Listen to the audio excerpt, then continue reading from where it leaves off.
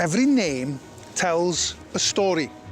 And if you're one of these people who uses the new English name for this place, Shell Island, the only story you will hear is, here's an island, it's got shells on it. The end. But use the Welsh name, Mochras, and you will unearth a history and stories that go way back and even deep into the earth beneath your feet.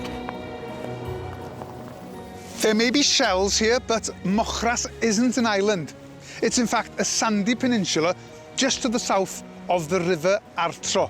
And according to legend, it was the gateway to Cantre'r Gwaelod, the lost kingdom submerged somewhere under the waves over there. Ras, from Mochras, refers to rhos, or open land, usually of poor quality, very difficult to farm. Moch, on the other hand, is found in many interesting Welsh place names like Llanrhaeadr y Mochnant or Mochtre, and moch, or pigs, have been a very important part of life for generations of people living here. Pigs turn up as important characters in the Mabinogi, the earliest Welsh prose stories passed down around open fires and later compiled in the 12th century. The great wizard Gwydion once stole some pigs from Pryderi, king of Anwfn, the underworld. And as he made his escape with his herd across these lands, Moch became attached to the places he passed through. I wonder, did he come this way?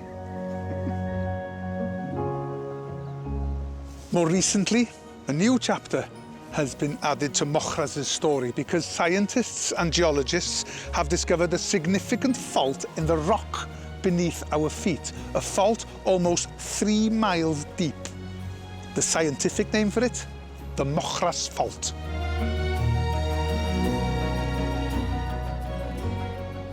But of course, that's not the only chasm here. There's also a linguistic one. 2 cultures, 2 languages.